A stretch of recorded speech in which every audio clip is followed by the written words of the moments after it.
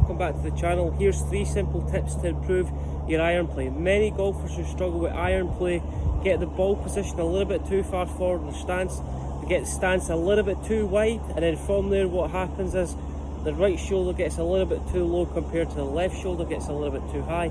Then as we come into impact, what happens is as we return the club into the impact position, all our weight is onto our right side. When we get an impact position where the club head overtakes the hands, that is great if you're pitching, not so good if you're hitting an iron shot. So simple setup procedure: when we release the club too early, think about the position of the right arm. So the right arm goes into flex position on the way down.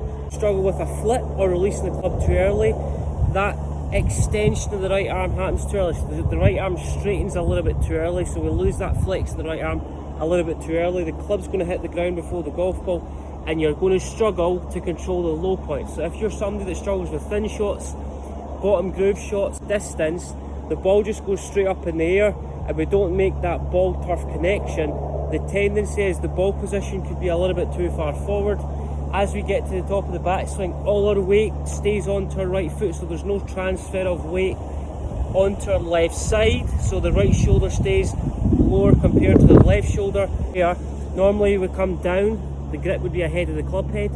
Usually what happens, people struggle iron play, the club head gets to the golf ball before the hands, so that right arm straightens a little bit too early. From there, club's going to hit the ground before the golf ball, and we're going to thin shots, we're going to catch shots heavy. If you're this golfer that struggles with any of those related issues or associated flaws, I just want you to start with your feet together. So the first thing we need to establish is, where are we going to position the golf ball that's going to help? The club point of the club is going to be slightly after the golf ball, slightly different with driver, where the club wants to collide with the ground slightly before. If you're somebody that struggles with driver, just visualize where the position of the golf ball, because wherever the ball position goes, that's going to control your low point and also your angle of attack. Just going to go small step to the left, small step to the right. Ball position is pretty much off the middle of my feet. I'm just going to flare the feet slightly, so my left foot's at 10 o'clock, my right foot's at 2 o'clock on a clock face. What we're going to try and do is we're going to try and maintain the flex in this right arm. So think, if you struggle with iron play, the tendency is our weight stays behind the golf ball. So if you were to look at the middle of the camera as a reference point, many golfers who get to the top of the backswing, their weight starts to move back. And if you can see from there, my right foot stays on the ground planted.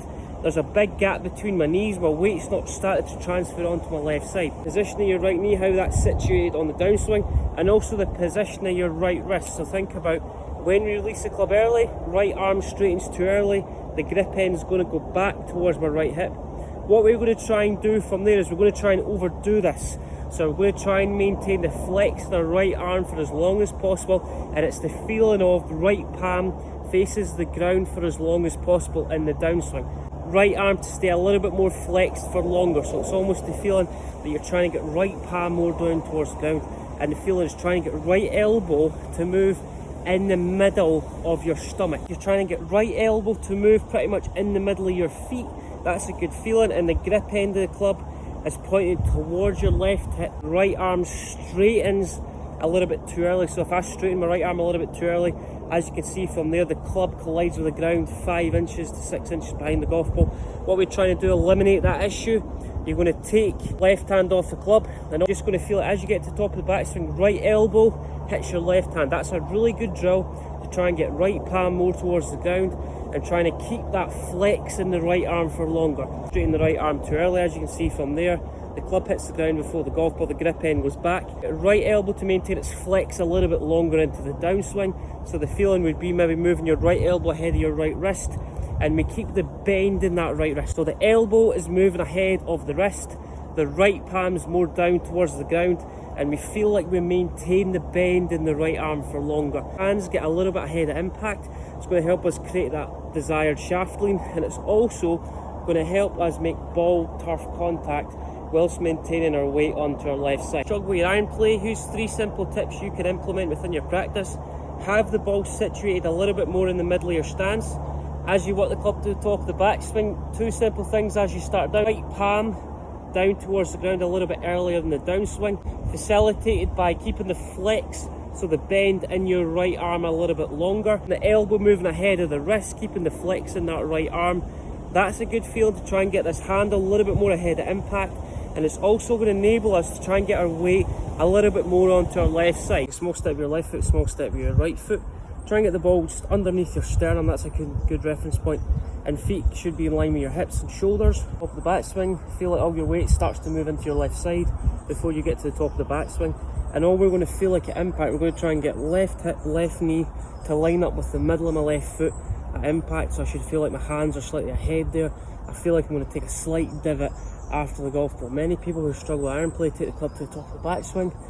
Their weight remains on the right foot. Their right foot stays planted on the ground.